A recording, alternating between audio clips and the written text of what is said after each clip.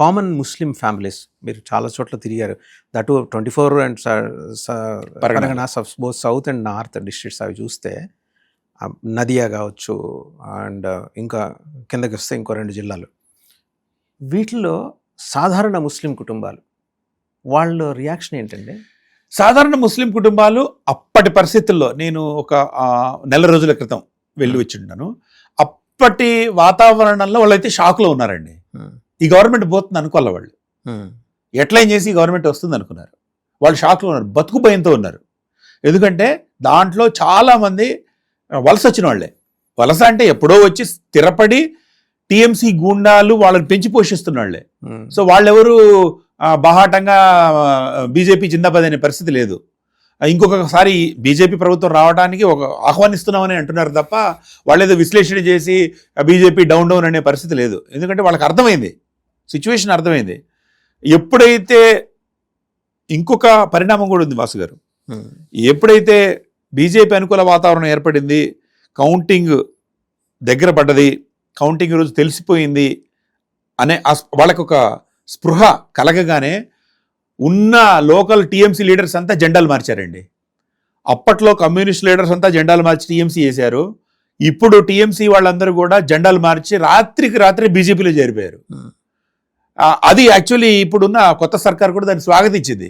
మిమ్మల్ని అందరం మేమేం అనము, మర్యాదగా ఉండండి. అయితే ఒకటి, గట్టిగా భయంకరంగా హిందువుల మీద దాడులు చేసిన వాళ్ళని మాత్రం వాళ్ళు ఈ అండర్వేర్స్ మీద తిప్పాలనేది ముందు అప్పుడే డెసిషన్ తీసుకున్నారు. ఇప్పుడు 2-3 రోజులుగా ఒక చోట ఒక ఊళ్ళో టీఎంసీ గుండా, వాళ్ళు లీడర్ అంటలా, రాయటం కూడా టీఎంసీ గుండా అని, అది ఆ టెర్మినాలజీ కమ్యూనిస్ట్ నుంచి వచ్చింది వాళ్ళకి.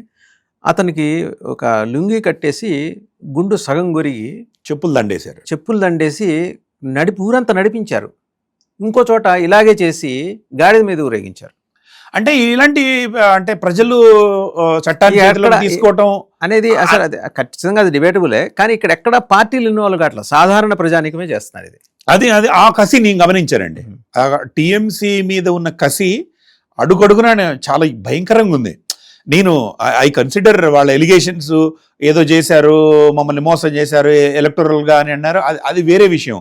కానీ ప్రజలలో మాత్రం చాలా కసి ఉంది, అదంతా కూడా బయటపడుతుంది. ఇంకా ఒక మొత్తం బెంగాల్ సమాజం స్టెబిలైజ్ కావాలంటే ఇంకా 6-7 నెలలు పడుతుందండి. 6-7 నెలల పాటు ఆ వ్యవస్థ ఒక సద్దుమణిగి ఉండడానికి. అప్పటిదాకా మీరు బహుశా ఆశావహులు కాబట్టి 6-7 నెలలు అంటున్నారు, కానీ లోపల వ్యవస్థల లోపలికి నరాల్లోకి చొచ్చుకెళ్ళిపోయినారు ఈ కార్యకర్తలు. వాళ్ళు పోలీస్ కానిస్టేబుల్స్, వాళ్ళే ఎస్ఐలు అవుతారు, వాళ్ళే డిఎస్పీలు అవుతారు, వాళ్ళే ఎస్పీలుగా రిటైర్ అయిన సందర్భాలు కూడా ఉన్నాయని చెబుతున్నారు. అక్కడి నుంచి కనీసం 7-8 ఇన్సిడెంట్స్ అక్కడికి వెళ్ళి వచ్చిన వాళ్ళు చెబుతున్నారు. మన సినిమాల్లో చూస్తాం, అదే జిల్లాలో పుట్టి అదే జిల్లాలో ఎస్పీ గాను కలెక్టర్ గాను రిటైర్ అవటం. వెస్ట్ బెంగాల్లో నిజం ఇది అని చెప్పి చూపించే సంఘటనలు 7-8 చెప్తున్నారు అక్కడి నుంచి. అవునండి. ఇంకొకటి ఏంటంటే వాళ్ళు టీచర్ వ్యవస్థను కూడా దాన్ని తమకు అనుకూలంగా సెట్ చేసుకోవాలనుకునే టీచర్ రిక్రూట్మెంట్లో వాళ్ళ మనుషుల్ని నింపారు బాగా. అది ఒక పెద్ద స్కామ్ అయ్యి ఇప్పుడు దాని మీద ఇది జరుగుతుంది కదా. అది కూడా వాళ్ళ ప్లానింగ్ ఏంటంటే టీచర్స్లో కూడా మన వాళ్ళు ఉండాలి, ఉంటే మనం వ్యవస్థీకృతంగా ఇట్టి పరిస్థితుల్లో ఉండవచ్చు.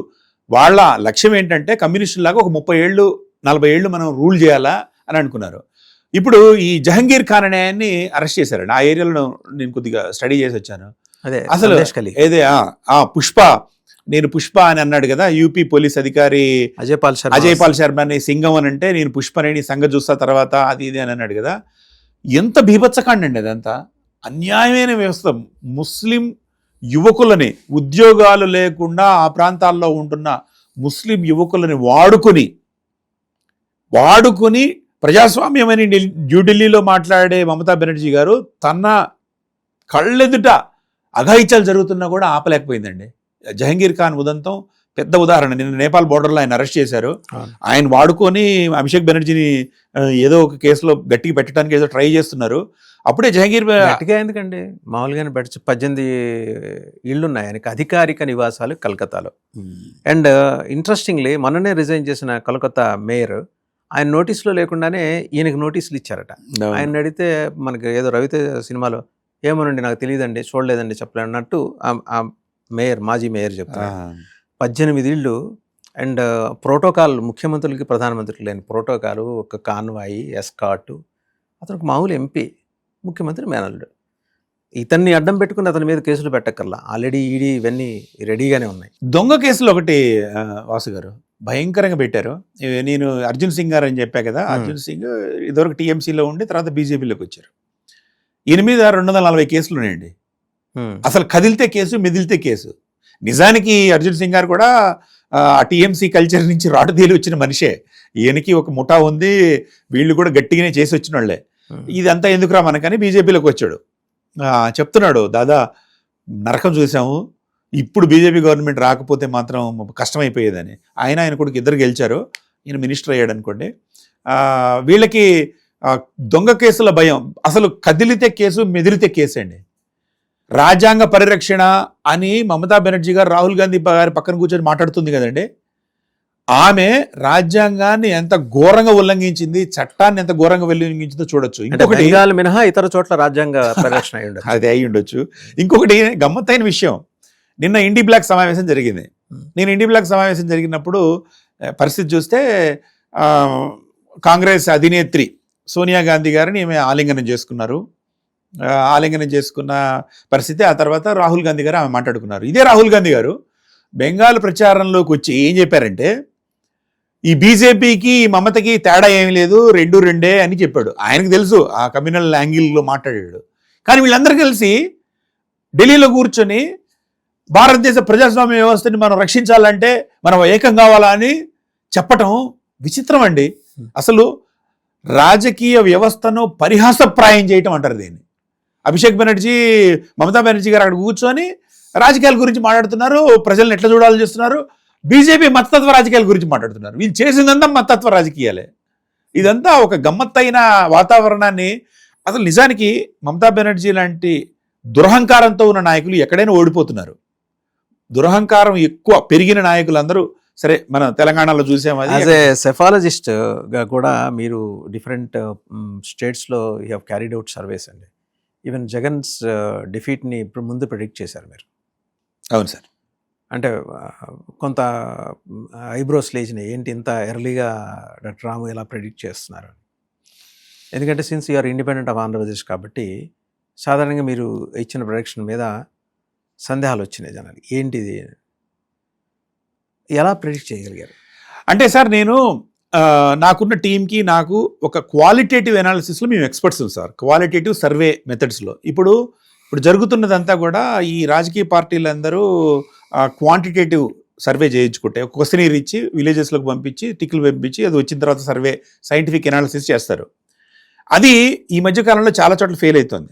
అదే అడగబోతుంది, ఎందుకు ఫెయిల్ అవుతుందంటే దానికి రకరకాల కారణాలు. వీళ్ళు క్వశ్చనీర్ తీసుకెళ్లేవాడు కరెక్ట్గా అడగకపోయినా, ఇంకొకటి 2-3 ఉన్నాయి దాంట్లో యాంగిల్. ఈ క్వశ్చనీర్లు చేసి ఫిలప్ చేయించి తీసుకొచ్చే వాళ్ళకి ఇచ్చే శాలరీలు తక్కువ ఉండొచ్చు, వాడు తొందరగా ఏదో ముగించాలని హడావుడి ఉండొచ్చు. ఎందుకంటే ఈ ఏజెన్సీస్కి చాలా బల్క్గా రాజకీయ పార్టీలు అప్రోచ్ అవుతున్నాయి ఉండొచ్చు. రెండోది, ఎక్కువ పోలీస్ ఫోర్స్ వాడుతున్న రాష్ట్రాలలో తప్పు సర్వే రిజల్ట్ వచ్చే అవకాశం ఉంది. ఎందుకంటే భయంతో సరిగ్గా చెప్పరు. సో దానికి భిన్నమైంది క్వాలిటేటివ్ రీసెర్చ్ అనాలిసిస్ మేము చేస్తాం. మేము చేసినప్పుడు అసలు జగన్ గారు బటన్ నొత్తి అంతమందికి డబ్బులు పంపిస్తున్నా కూడా ఎట్లా ఓడిపోతారు అనేది వాదన. ఇప్పుడు ఫర్ ఎగ్జాంపుల్ ఆరామ్ అస్తాన్ గారు లాంటి వాళ్ళు కూడా ముందు నుంచి 80% జగన్ గెలుస్తారని అన్నారు. కానీ నేను కౌంటర్ చేశా, జగన్ గారు గెలవడం చాలా కష్టమని. ఎందుకంటే ప్రజలు మనకి ఈరోజు వచ్చే డబ్బు కన్నా కూడా మన పిల్లల భవిష్యత్తు ఏంటనేది ఆలోచించడం స్టార్ట్ చేశారండి. ఒకటి. రెండు, Andhra Pradesh this is the major and subtle observation. నేను చూస్తున్నప్పుడు నేను చూసేది ఏంటంటే వాళ్ళతో మాట్లాడుతున్నప్పుడు వాళ్ళ వాయిస్, వాళ్ళ కన్సర్న్, వాళ్ళతో కూర్చొని మాట్లాడుతున్నప్పుడు తెలుస్తాయి. నేను ఏదో 3FB మోడల్ అని ఒక మోడల్ ఉంది, ఆ మోడల్ ప్రకారం చేస్తుంటా. ఆ 3FB ముందు ఎక్స్ప్లెయిన్ చేసిన తర్వాత మీడియా రోలు ఆ జగన్ గారు ఓడిపోవడంలో ఏంటో నేను చెప్తాను. 3FB అంటే ఏం లేదు sir. First FB farmers, barbers మాకు పెద్ద నిధులు సార్.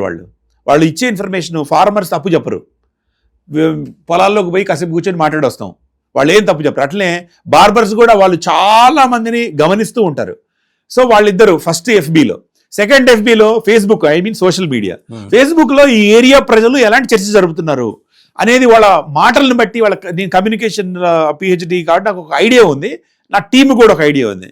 అది మూడోది finest brains. For example Andhra Pradesh గురించి నేను చర్చ చేసుకుంటే మీతో కూడా చాలాసార్లు మాట్లాడా. ఈ ఫైనెస్ట్ బ్రెయిన్స్ వీళ్ళు అనాలిసిస్ చేస్తున్నారు, వీళ్ళ అభిప్రాయాలు ఏంటనేది క్రోడీకరిస్తాయి. ఈ 3FB మోడల్తో నాకు ఒక ఐడియా ఈజీగా వస్తుంది. అట్లనే తమిళనాడులో మేము ఎట్టి పరిస్థితుల్లో హీరో విజయ్ గెలవబోతున్నారని చెప్పిన ఒకళ్ళిద్దరిలో నేను ఒకడిని. ఖచ్చితంగా ఎలక్షన్ జరుగుతున్న రోజే చెప్పాం. ఈ 3FB మోడల్ సింపుల్ మోడల్తో ఒక 20-25 మంది వర్క్ చేసాం. అయితే ఆంధ్రప్రదేశ్ విషయానికి వస్తే జగన్ గారు ఓడిపోవడంలో మీడియా పాత్ర చాలా ఉందండి. నా అబ్జర్వేషన్ ప్రకారం ఏంటంటే మీడియా ఇప్పటికీ ప్రింట్ మీడియా, ఎలక్ట్రానిక్ మీడియా వదిలేండి, ప్రింట్ మీడియాని ప్రజలు ఇప్పటికీ బైబిల్ లాగా లేకపోతే ఏదో ఒక పరిశుద్ధమైన విషయంలాగా గమనిస్తున్నారు, తీసుకుంటున్నారు. దానికి మనకి కారణాలు చాలా ఉన్నాయి. ఎందుకంటే బ్రిటిష్ కాలం నుంచి కూడా ఈ పత్రికలు పోషించిన పాత్ర వల్ల మనకు తరతరాలుగా ఈ పత్రికల్లో కనిపించేది ఇది ఫైనల్ అని. దీన్ని చంద్రబాబు నాయుడు గారి పార్టీ వాళ్ళు ఫస్ట్ నుంచి కూడా మీడియా బలం ఎక్కువ ఉన్నవాళ్ళు. అట్లనే జగన్మోహన్ రెడ్డి గారికి ఉంది లేదా అంటే జగన్మోహన్ రెడ్డి గారికి సాక్షి అవి ఉన్నాయి. కానీ ఎఫెక్టివ్గా మీడియాను వాడుకోవటం చంద్రబాబు నాయుడు గారికి, పవన్ కళ్యాణ్ గారికి కూడా నేర్చుకున్నారు. అది బీజేపీ ఆ మాస్టర్ చేశారు ఆ ఆటలో. సో ఈ మీడియా ఎఫెక్ట్ వల్ల కూడా వాళ్ళు జగన్మోహన్ రెడ్డి గారి వాదనని పెద్దగా డైల్యూట్ చేయగలిగారని నేను ఫీల్ అయ్యాను సార్. అప్పుడే ఫీల్ అయ్యాను. అయితే దాన్ని తిప్పికొట్టడంలో సాక్షి ఛానల్ వాళ్ళు ఇంకా ఎఫెక్టివ్గా చేస్తే బాగుండేదేమో.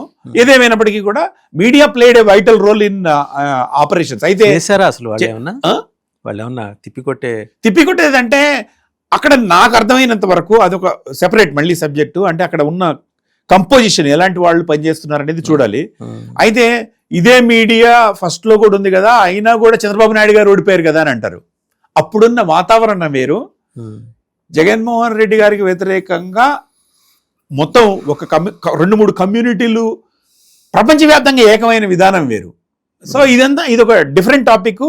ఇది ఒక కీన్ గా అబ్జర్వ్ చేయాల్సిన విషయం. Did you ever try to communicate the same thing to Jaganmohan Reddy గారు? అంటే సార్ నేను ప్రొఫెషనలిజం ఉన్నవాళ్ళము వెళ్ళి మేము సార్ మా సంగతి చూడండి అని అడగం. వాళ్ళు ఎవరన్నా వస్తే మనం ఏమైనా సహాయం చేయగలం. ఇప్పటికీ కూడా ఇప్పుడు నేను మొన్న విజయవాడ, గుంటూరు, ప్రకాశం జిల్లాలో టూర్ చేసి వచ్చాను. నాకున్న అబ్జర్వేషన్స్, నాకున్న సమాచారము, నేను సేకరించిన సమాచారం నిజానికి జగన్మోహన్ రెడ్డి గారు చాలా ఎగిరి గంతేసి ఆనందపడాల్సిన విషయాలు. మనల్ని ఎవరు అడగరు, మనం దాన్ని చేయం. ఒకవేళ they approaches we can help them out. ఇప్పుడు ఏదో పెద్ద పెద్ద సంస్థలకి 200 కోట్లు 300 కోట్లు గుమ్మరించి ఏదో ఐఐటీలో ఐఐఎంలో పనిచేసిన వాళ్ళని పెట్టుకుని చేసే వాళ్ళకన్నా చాలా తక్కువ ఖరీదులో we can give strategies, better strategies than them అని నా ఫీలింగ్ అండి. If they approaches we can deal, it's okay. మనమేమో దాన్నే ఆధారంగా చేసుకుని లేం కాబట్టి we don't bother much about. So ఇప్పుడు డాక్టర్ సూరావజ్జుల రాము అంటే 360 degrees.